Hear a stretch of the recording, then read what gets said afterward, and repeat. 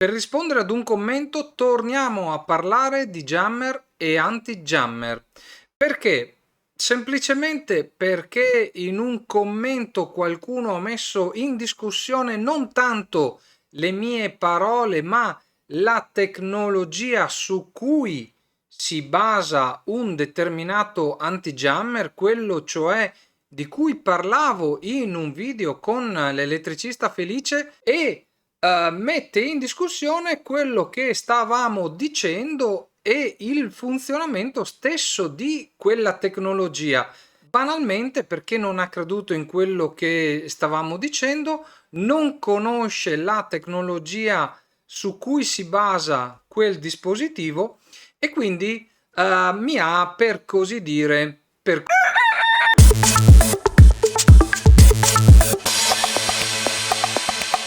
Bentornato nel mio canale, sono Davide Marcomini, nella vita faccio l'installatore di sistemi di sicurezza, ma sono anche l'ideatore e fondatore del portale Top Security Advisor e autore del libro Mai dire antifurto. Nel canale aiuto l'elettricista e l'utilizzatore a districarsi nel mondo dei sistemi di sicurezza. Come dicevo poco fa, nel video di oggi torniamo a parlare di jammer e anti-jammer perché per rispondere ad un commento, quindi in qualche modo vorrei mettere in chiaro, per quanto mi sia possibile, per quanto mi sia consentito, una cosa che avrebbe dovuto già essere chiara, ma evidentemente non sono stato bravo nella spiegazione, nel farmi capire. Però a volte basterebbe una googolatina per capire quello di cui si sta parlando. Ebbene, parliamo di jammer e anti-jammer. Prima però bisogna mettere bene in chiaro una cosa, ovvero anti-jammer è un termine piuttosto inflazionato. Perché dico piuttosto inflazionato? Perché quando parliamo di anti-jammer nei dispositivi commerciali, ovvero quando acquisto un'apparecchiatura moderna, parlando di impianti di allarme e intrusione ovviamente, quasi sicuramente da qualche parte trovo la scritta anti-jammer. Che cosa significa anti-jammer? Riferito a un'apparecchiatura di questo tipo. Quando il produttore scrive anti-jammer si riferisce al fatto che la centrale o il ricevitore wireless o il GSM a bordo di quell'apparecchiatura sono in grado di rilevare il tentativo di disturbo. Attenzione! Di rilevare il tentativo di disturbo non significa che continuano a funzionare nel modo più assoluto.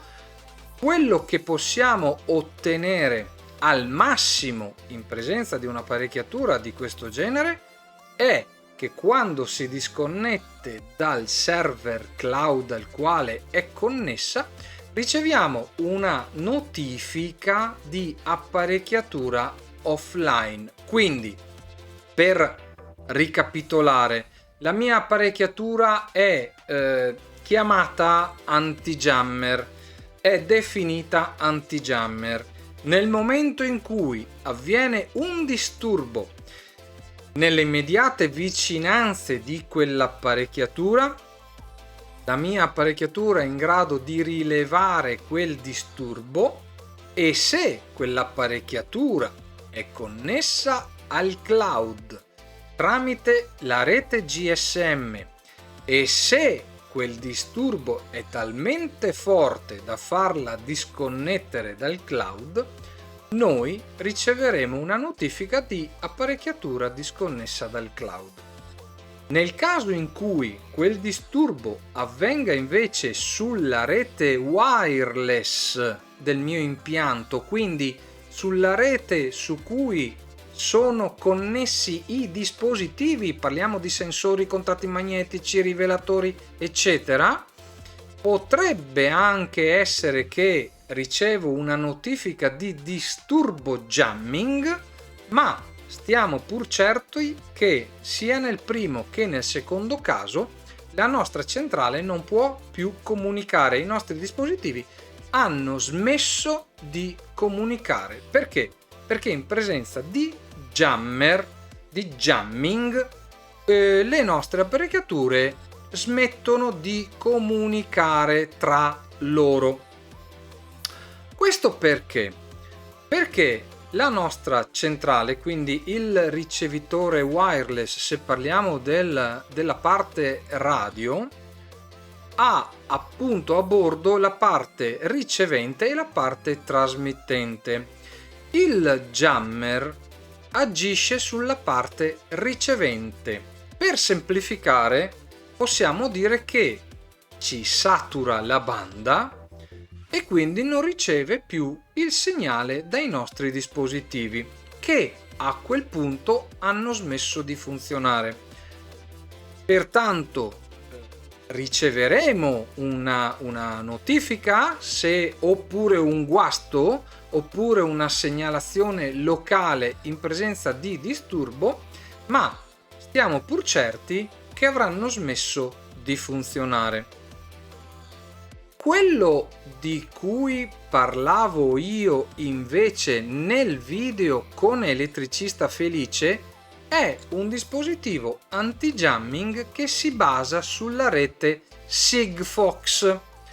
La rete Sigfox è una rete piuttosto strutturata, disegnata per l'IoT, quindi l'internet delle cose.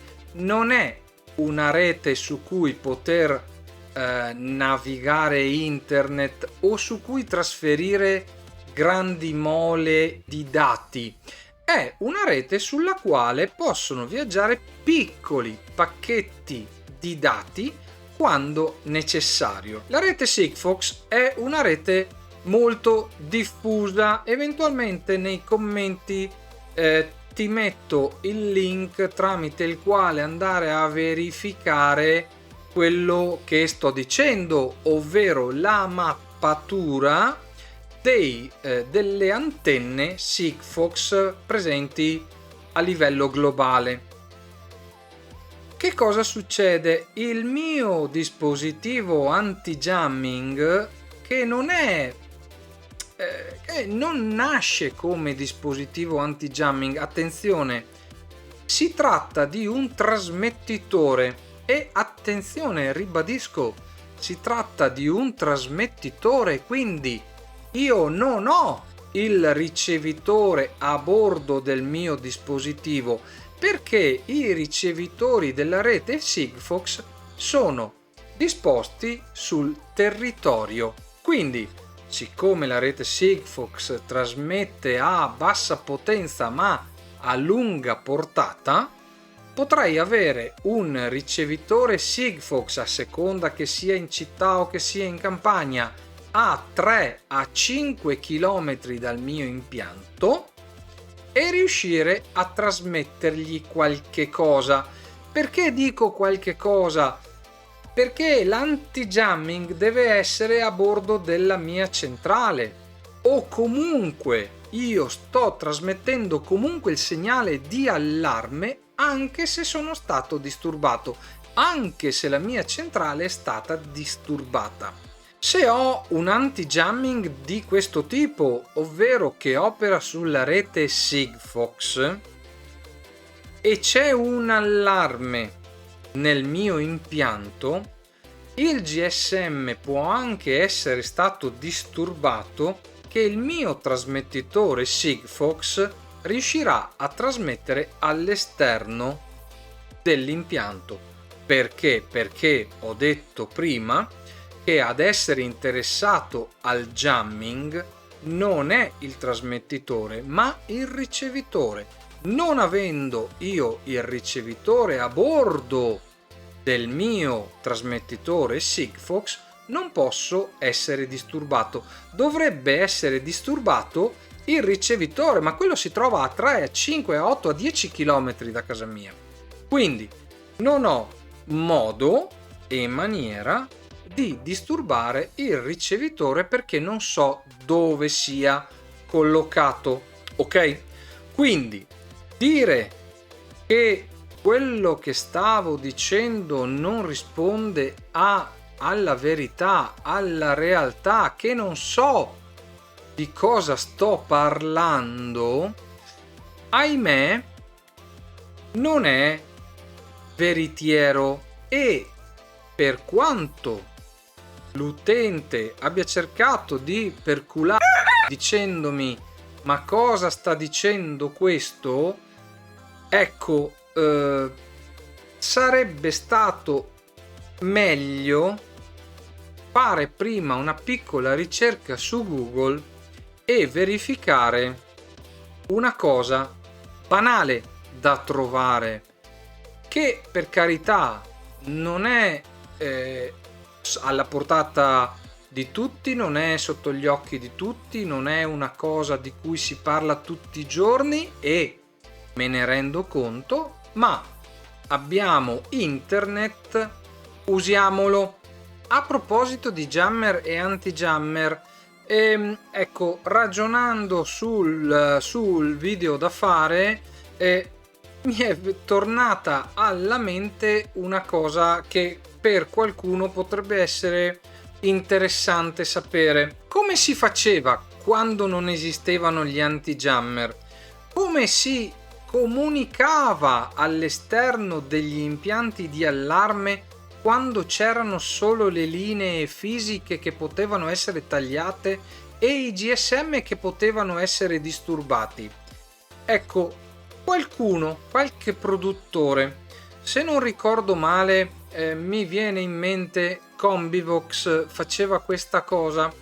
I GSM della Combivox, non ricordo il modello preciso, ma ricordo che potevano fare un polling tra di loro.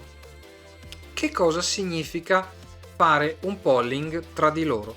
Significa che io avevo un'apparecchiatura GSM, quindi un combinatore telefonico GSM installato sull'impianto, un altro invece gemello era installato a casa del proprietario dell'azienda, a casa di qualcun altro, diciamo.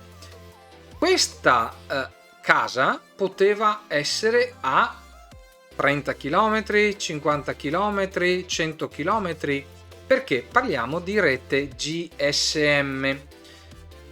I due apparecchi GSM che cosa facevano? Facevano un polling tra di loro. Che cos'è il polling? Il polling è una chiamata, diciamo, un'interrogazione che dir si voglia a costo zero, quindi il classico squillo, diciamo. L'apparecchiatura dove abbiamo l'impianto, quindi l'apparecchiatura principale che possiamo definire l'apparecchiatura master, faceva uno squillo all'apparecchiatura slave a cadenze regolari. Questo può essere definito polling. L'apparecchiatura master fa uno squillo all'apparecchiatura slave e l'apparecchiatura slave lo riceve, va tutto bene. Significa che questa è online e questa lo sta ricevendo. Nel momento in cui veniva a mancare lo squillo, cioè nel momento in cui l'apparecchiatura slave non riceveva lo squillo inviato dall'apparecchiatura master, significava che potenzialmente c'era un problema. Poteva essere un disturbo, come poteva essere che l'apparecchiatura era stata rotta, sfasciata, divelta, spenta, eccetera.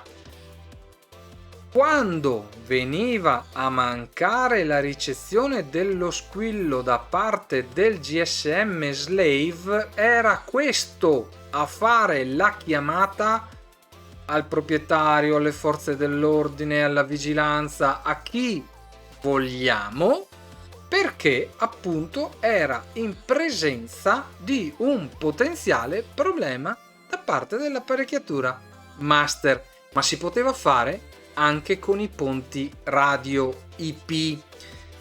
Quindi i modi per fare anti-jamming ci sono da 30 anni.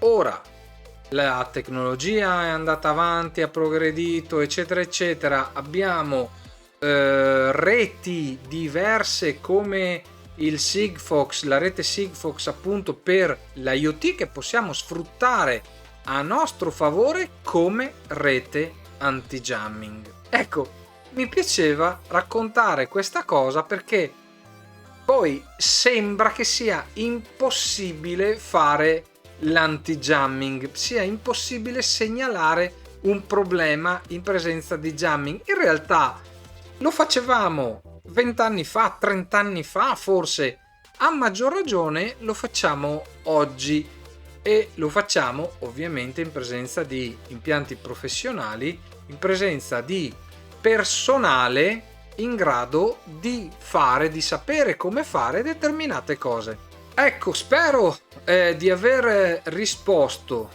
in modo più chiaro anche a quell'utente, anche a chi mi segue. A proposito, grazie a chi mi segue, grazie a tutti, grazie a te che hai letto il mio libro Mai dire antifurto. Mi piacerebbe molto leggere i tuoi commenti, se ti piace, se non ti piace, se ti è piaciuto, se l'hai buttato via. Grazie a chi si iscrive al canale, grazie a chi si è iscritto, grazie agli abbonati che con quel qualche cosa in più mi danno una mano a supportare ed andare avanti con questo progetto.